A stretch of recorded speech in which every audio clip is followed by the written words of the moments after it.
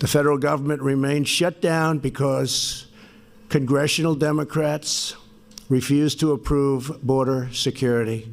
Thank you very much, my fellow Americans. I am very proud to announce today that we have reached a deal to end the shutdown and reopen the federal government. I want to thank all of the incredible federal workers and their amazing families who have shown such extraordinary devotion in the face of this recent hardship. I will make sure that all employees receive their back pay very quickly or as soon as possible.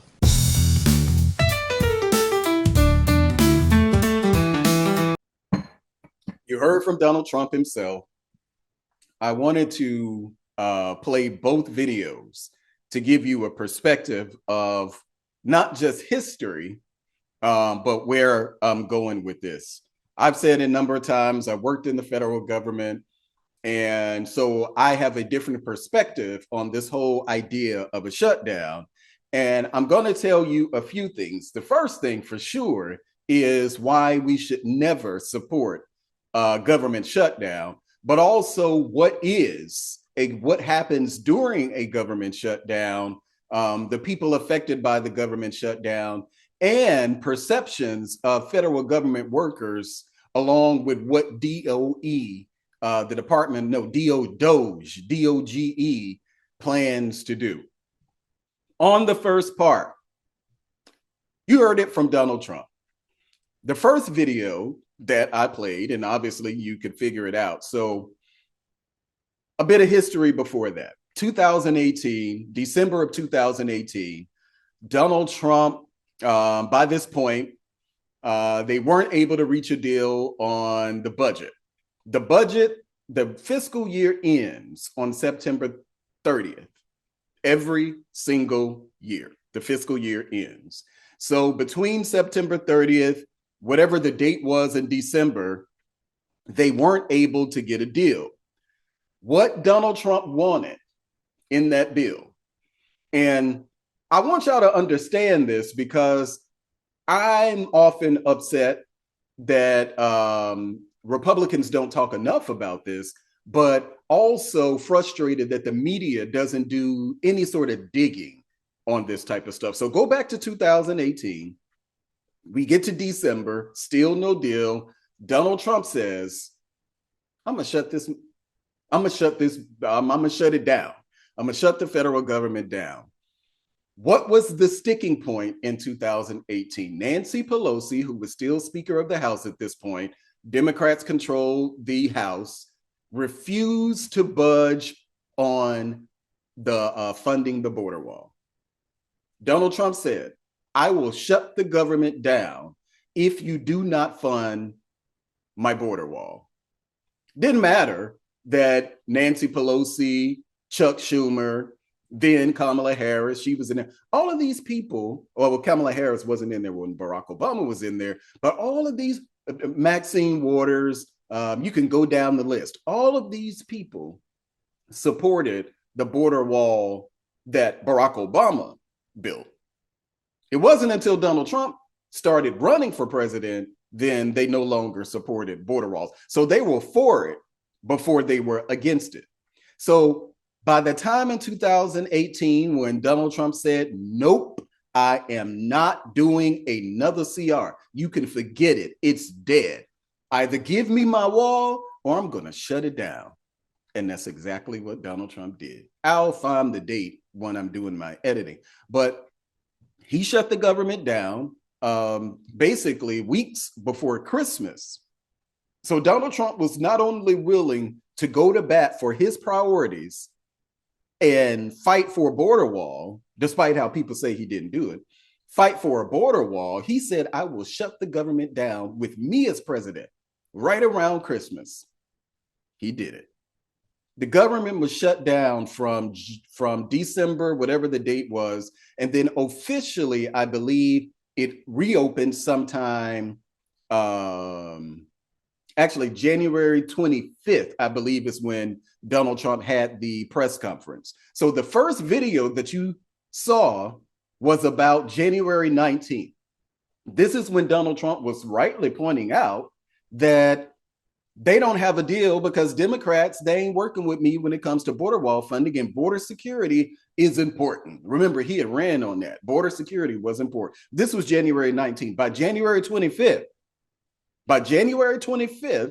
Donald Trump gave what you saw in the second video, the press conference at the White House, where he acknowledged for sure that they had reached a deal to and reopen the government. You heard his comments about the federal government workers. If I get to that,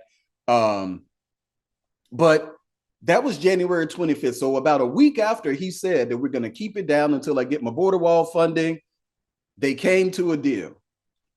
But guess what? There was no border wall funding in that bill. There was no border wall. So Donald Trump reopened the government with no border wall funding in the bill. And what happened then? It wasn't just Democrats, because, you know, they were going to be voting against it anyway. Republicans started hearing from their constituents, that we want the government back open. Republicans were hearing from their constituents that we want the government back open. And there were a number of Republicans who said, okay, we've had enough. We've seen enough.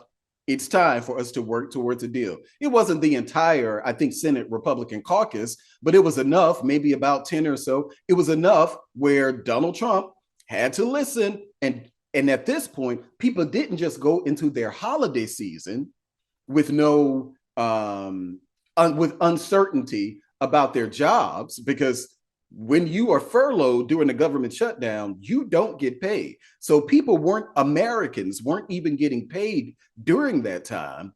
They ended up getting back pay, and I'll discuss that too. They ended up getting back pay at a later date, but they had already gone into the Christmas holiday season, New Year's, and the start of the new year with no checks coming through.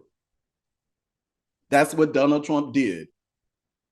The very same thing that many people are suggesting that should happen now. Even, hey, they should just shut it down and Donald Trump should return back to his throne, because, you know, he is the MAGA king. Donald Trump should return back to his throne and all is well with the world. It don't work like that. Let me tell you what I don't want. And so this is getting into why I don't think that it is I'm never in support of shutdowns. For one, even politically, this would be terrible for Donald Trump. It doesn't matter that it happened under Joe Biden. Republicans control the House.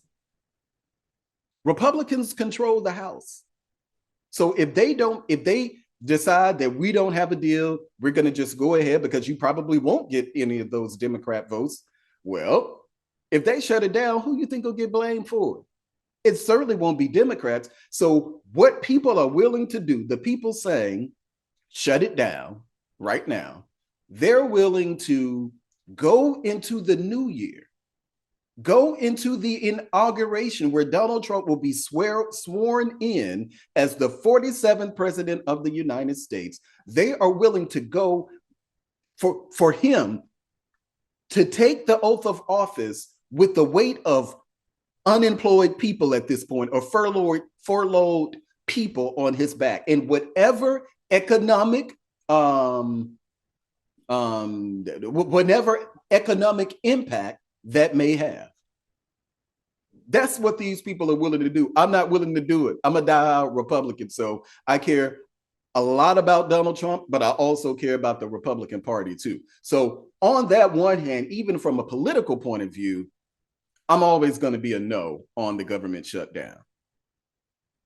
But also, we pay members of Congress about $180,000 a year.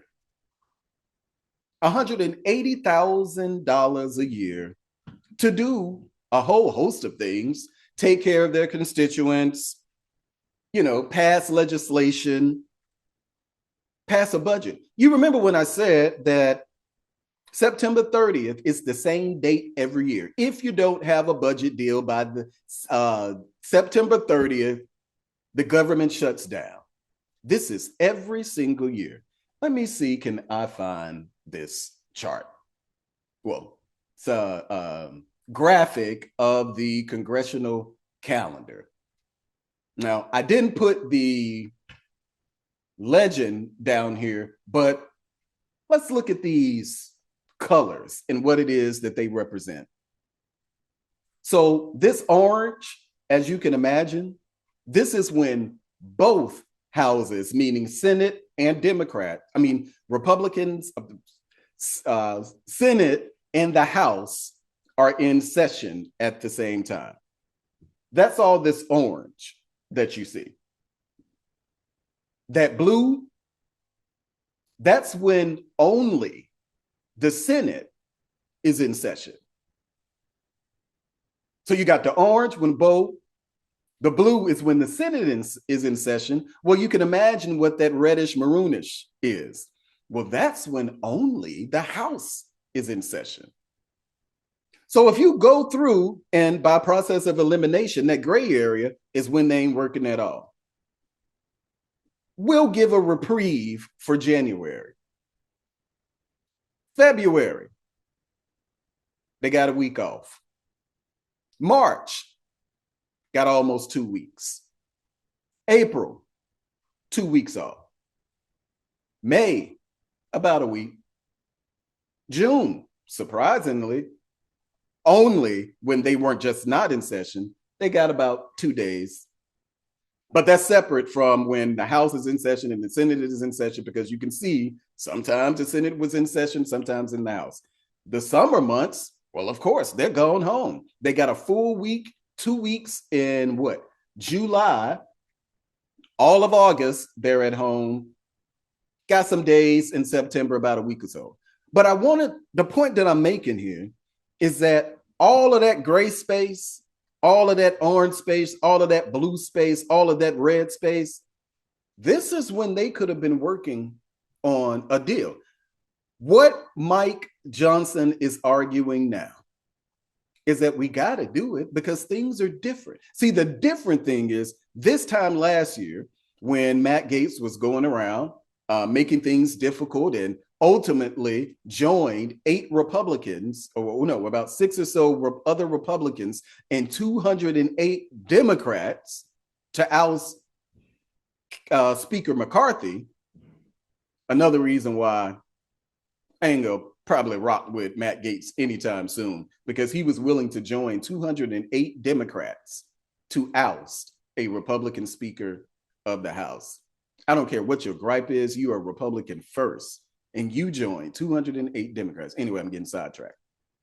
So you had 208. So now Mike Johnson is saying, and one of the things that Matt Gaetz had a problem with, and many of them, how dare you work with Democrats to pass a bill? Well, that's what Speaker McCarthy did, and that's what Matt Gaetz and them listed as one of their rationales for getting rid of Speaker McCarthy. Well, we already know Mike Johnson has had to do that several times now.